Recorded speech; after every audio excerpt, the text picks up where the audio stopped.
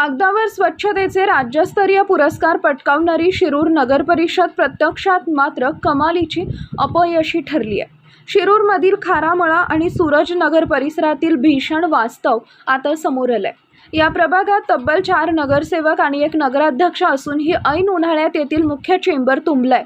हे सांडपाणी थेट सूरज नगर खारेमळा ओढ्यामध्ये एखाद्या घाणेरड्या धबधब्यासारखे कोसळत आहे। पालिका प्रशासनाच्या या स्वच्छ कारभाराला वैतागून रस्त्यावरून नाकाला रुमाल लावून जाणारे नागरिक आता पालिकेला उपरोधिकपणे शुभेच्छा देत आहेत। ऐन उन्हाळ्यात जर ही दुर्गंधी आणि अस्वच्छता असेल तर काही दिवसात येणाऱ्या पावसाळ्यात येथील परिस्थिती काय होईल?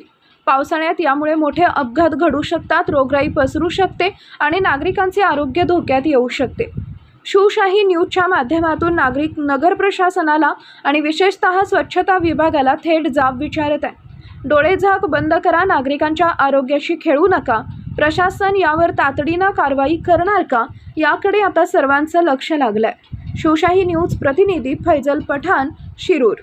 ताज्या घडामोडी जाणून घेण्यासाठी शिवशाही न्यूज यूट्यूब चॅनलला सबस्क्राईब करा। आपण हा व्हिडिओ फेसबुकवर पाहत असाल तर फेसबुक पेज फॉलो करा आणि शिवशाही न्यूज.com या आपल्या वेबसाईटलाही भेट द्या।